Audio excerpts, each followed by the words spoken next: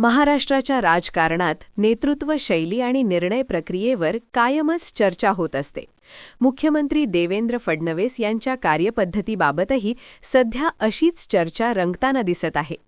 राजकीय समीकरणे किंवा वैयक्तिक जवळीक यापेक्षा तत्वनिष्ठ निर्णयांना प्राधान्य देण्याची त्यांची भूमिका विविध घडामोडींमधून अधोरेखित होत असल्याचे निरीक्षण काही विश्लेषक मांडत आहेत.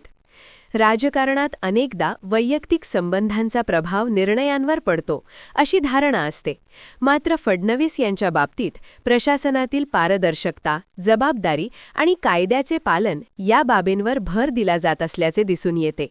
काही प्रकरणांमध्ये आरोप झालेल्या व्यक्तींविरोधात कारवाई किंवा चौकशीची प्रक्रिया पुढे नेण्यात आली, ज्यातून संस्थात्मक जबाबदारीला प्राधान्य दिल्याचे संकेत मिळतात, असे मत व्यक्त केले जाते.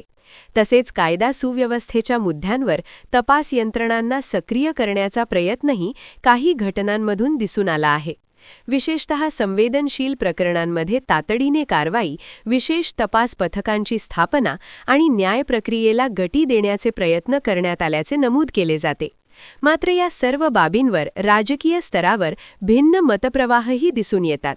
काही जण या निर्णयांना पारदर्शकतेचे उदाहरण मानतात, तर काही जण त्यावर टीका करतात. एकूणच तत्वाधारित निर्णय प्रक्रिया हा वेगळा दृष्टिकोन मानला जात असला तरी त्याची प्रभावी अंमलबजावणी सातत्य, निष्पक्षता आणि पारदर्शकतेवर अवलंबून असते. भविष्यात या कार्यशैलीचा शासन व्यवस्थेवर आणि जनतेच्या अपेक्षांवर नेमका काय परिणाम होतो याकडे सर्वांचे लक्ष लागले आहे.